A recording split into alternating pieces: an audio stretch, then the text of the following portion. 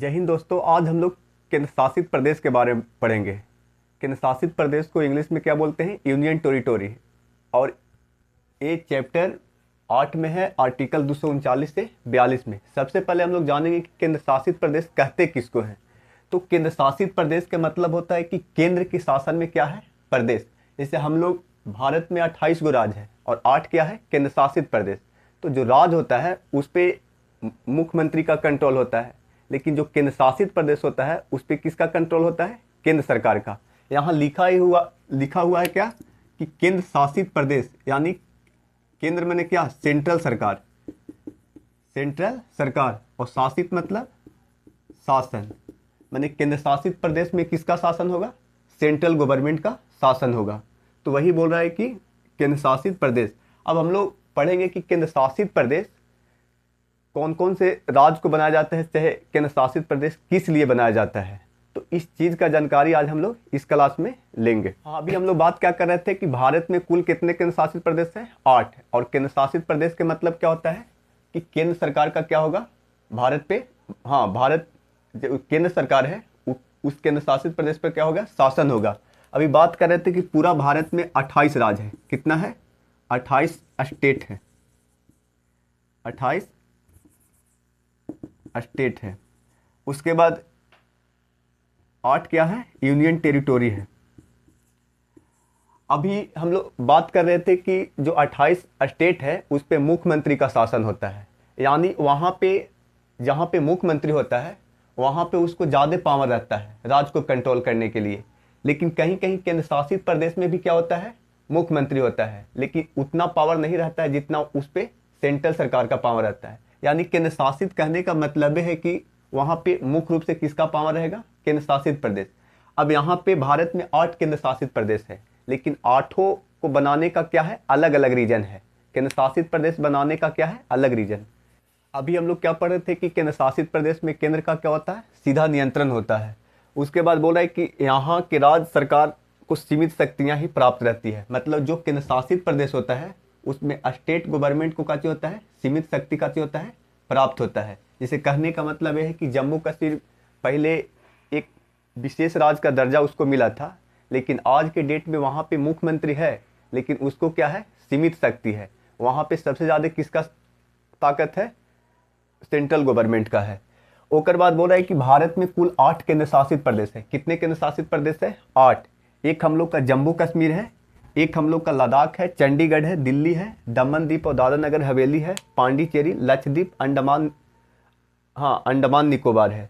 अब जितना भी 8 जो केंद्र शासित प्रदेश हम लोग का है, 8 का बनाने का अलग अलग रीजन था। जैसे यहाँ पे जम्मू कश्मीर है तो जम्मू कश्मीर, और 1 नंबर में जम्मू कश्मीर, उसके बाद 2 नंबर में दिल्ली, और 3 नंबर में हम लोग का लद्दाख। इसको केंद्र शासित प्रदेश बनाने के पीछे रीजन क्या है कि ये भारत के राष्ट्रीय महत्व के जगह है। क्या है? भारत के राष्ट्रीय महत्व के जगह है, तो इसलिए क्या बनाया गया? केंद्र शासित प्रदेश। उसके बाद यहाँ पे हम लोग का एक चंडीगढ़ है। क्या है? चंडीगढ़, 4 नंबर। तो चंडीगढ़ किस लिए बनाया गया है? चंडीगढ़ विवादित जगह था। क्या था? ये विवादित जगह है। क्या है? विवादित है, विवादित जगह है। उसके बाद यहाँ पे हम लोग को क्या है? दमन दीप और दादरा नगर हवेली है। तो दमन दीप और दादरा नगर हवेली पहले एक साथ था, लेकिन आज की डेट में पहले दमन दीप और दादरा नगर हवेली अलग अलग था, लेकिन अमित शाह इन दोनों को सटे होने के चलते इसको क्या कर दिए? एक साथ कर दिए। क्या कर दिए? एक साथ। क्या है? और पांडिचेरी है, उसके बाद लक्षद्वीप, और उसके बाद क्या है? अंडमान निकोबार है।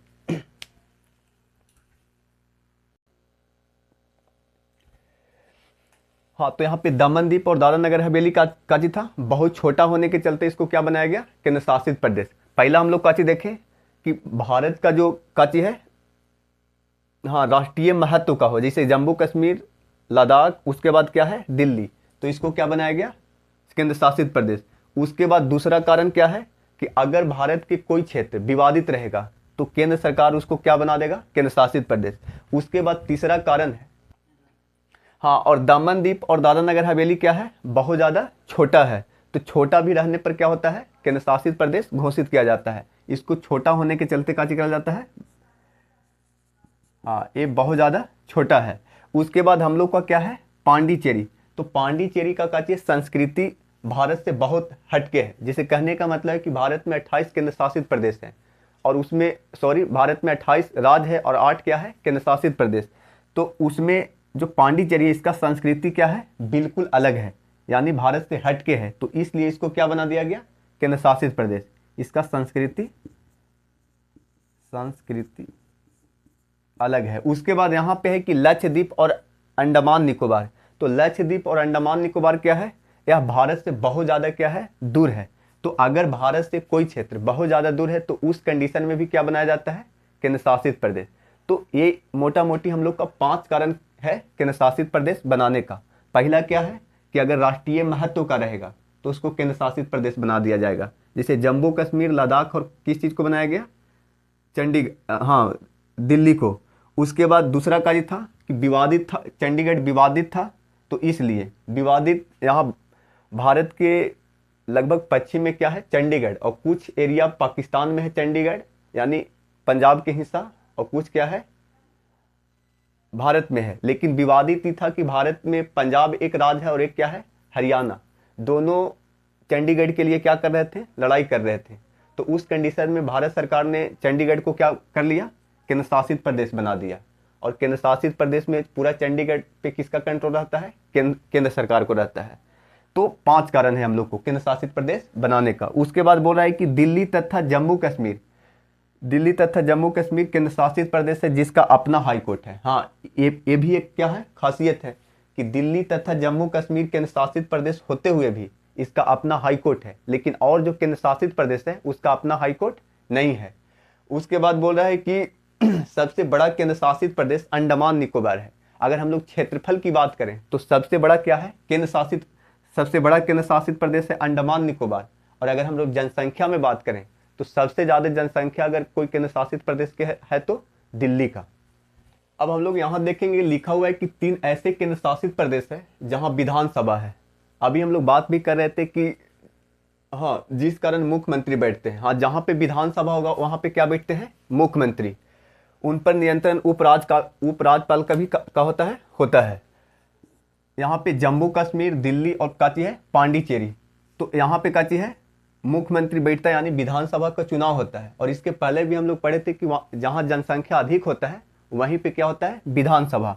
उसके बाद बोल रहा है यहाँ पे, उसके बाद यहाँ पे एक और स्टार पॉइंट है हम लोग का कि 4 केंद्र शासित प्रदेश समुद्र के किनारे हैं। हाँ, एक चीज़ और खासियत है कि 4 गो हम भारत का केंद्र शासित प्रदेश है वो समुद्र के किनारे हैं, दमन द्वीप, पांडिचेरी, लक्षद्वीप और अंडमान निकोबार।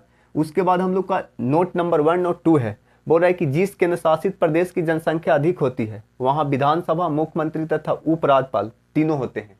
जहाँ पे जनसंख्या का जो होगा अधिक होगा वहाँ पे क्या क्या होगा, विधानसभा भी होगा, मुख्यमंत्री, यानी विधानसभा का चुनाव होगा तो मुख्यमंत्री बनेगा, और उसके बाद उपराज्यपाल, तीनों होते हैं।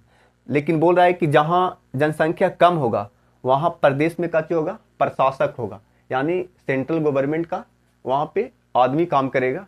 तो इस तरह से क्या होता है, पूरा केंद्र शासित प्रदेश का मैनेजमेंट होता है, कंट्रोल होता है। आगे हम लोग अगले टॉपिक अगले क्लास में पढ़ेंगे। धन्यवाद।